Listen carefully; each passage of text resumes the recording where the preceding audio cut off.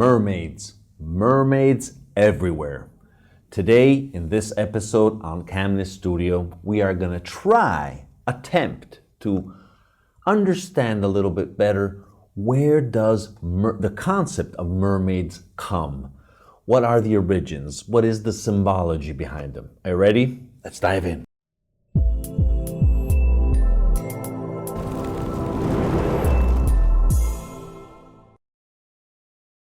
Okay, guys, as you know, mermaids is a very powerful symbol still today that we find it everywhere in a lot of contexts, in different types of applications. But recently, clearly, we are having a new birth of a new Disney movie. So also that, even the past one of the late 80s was extremely famous, coming from the novel by Andersen, which clearly comes from the mythology, which we were going to try to explore here today, even though the concept, the discourse would be very, very long. So we're just going to touch a few highlights to better understand, and then you're probably going to have to do more research on your own if you're interested.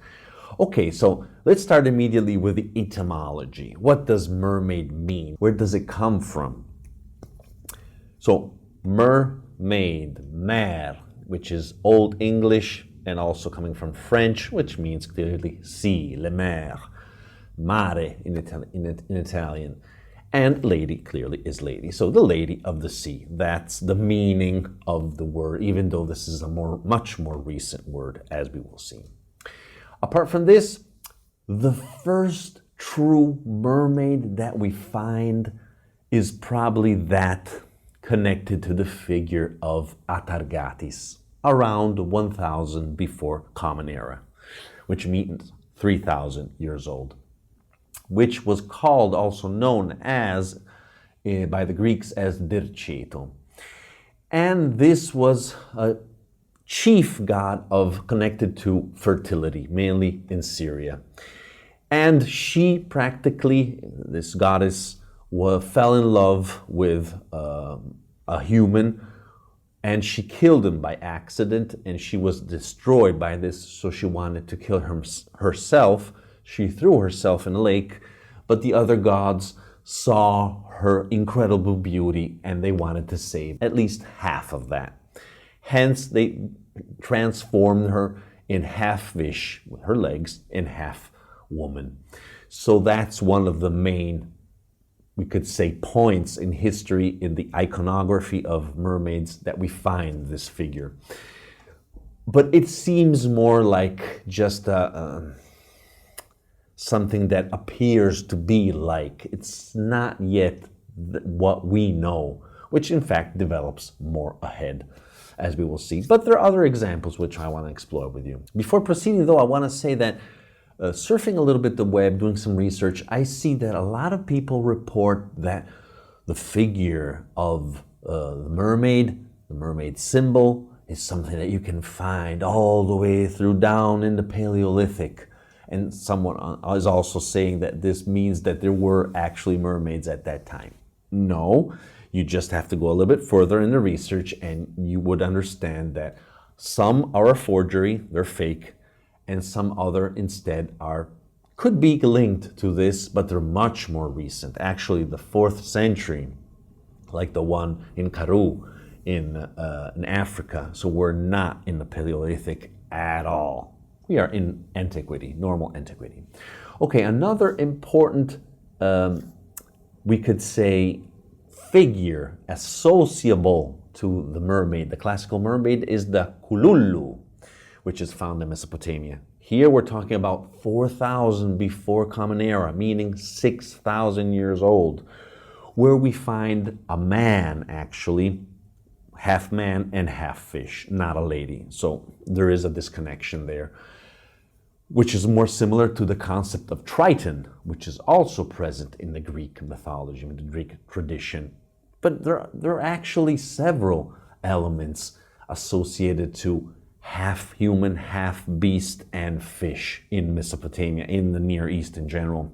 There's also the famous goat fish, which I love, but also there are some depictions, incisions reliefs of priests that are probably wearing a fish-like type of ceremonial dress, even though, once again, we are far from what is the true mermaid concept. The true mermaid concept as we know it today, which I would say mainly connected to the fact that they can enchant people with their voice, singing out and about in the sea and the ocean and things like that, that comes from the Greek tradition.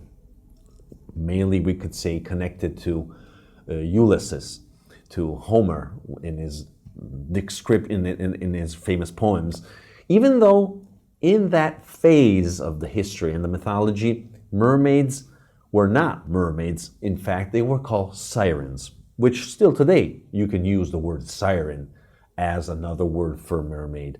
But in that case, in the past, in the ancient Greek past, siren was something much more specific. Actually, it was a creature made up by half woman and half bird, which had this attraction with their singing and things like that. And then slowly, we don't know exactly when, things changed and it became half woman and half fish. In fact, if we take a look at the word siren, it probably comes from the Semitic sir, we think, which means in fact singing, sing, or the ancient Greek seira, which means rope, string, somehow captivating something, chaining something, okay? So we have this probably passing from Semitic then to ancient Greek and then to our current tradition. So I think that's fascinating. But we must highlight this distinction between mermaids, something a little more modern, and sirens, which was actually even physically different, but then became also our own mermaid. It's interesting that the figure of the siren, half woman, half bird, actually also comes from the Near East, like most cultural aspects passing through Greek, Latin tradition, and then on to our own society. But that's a different story. In any case, also sirens come from there because, for example, we know about these huge bronze cauldrons made in Urartu. So we are around the Caucasus in northeastern Anatolia, where starting around the 9th, 8th century, we find these, which are also transported back to Etruria, so in Italy. That's why we also find the sirens there in a more classic civilization environment.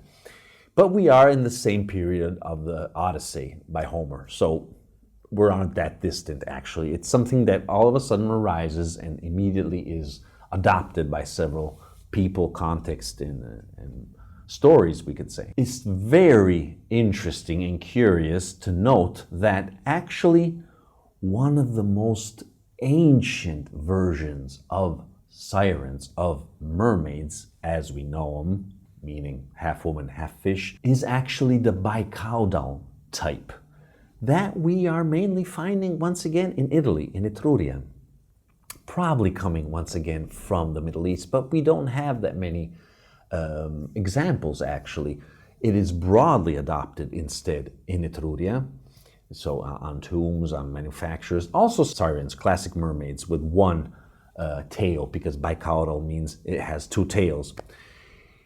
And clearly, immediately, what comes to our mind, especially if we live in the US and we like coffee, is Starbucks. Because if we see now here a picture with the evolution of the logo, we can see how since the beginning we had this bicaudal type of mermaid all the way up to today, which is now a little more simplified and focused on, but it's still that symbol, which was found once again in the Etruscan civilization, all the way up in much more stronger presence in the Romanesque and Gothic churches, basilica, and also cathedrals. It became a very powerful symbol that, as many symbols in the past, were then adopted by Christianity. In fact, we could say that the main symbology is connected to Mother Earth, hence Mary, or also Christ. For example, the fish is a typical symbol of Christ, and that's why we probably have this connection with fertility, clearly. And that's, we could say, the main symbols, the main meanings that we find connected to mermaids since the origins, since when the concept of half woman and half fish became adopted and worldwide, or at least Western civilization and Middle Eastern wide, we could say. In general, we could say it's a protection symbol. That's why it is so widely present. Very interesting. In any case, if you have other questions, please write us at our email, ask@camnes.org. We will try to reply you on video. Don't forget that. Thank you again for watching, and remember that understanding the past explains the present and defines our future. Bye! Hi guys! If you want to discover more about archaeology and our ancient past from a different perspective, make sure to click on the CAMNES logo here below. And don't forget to turn on the notification bell so you will never miss an episode and join the archaeological community in search of the truth.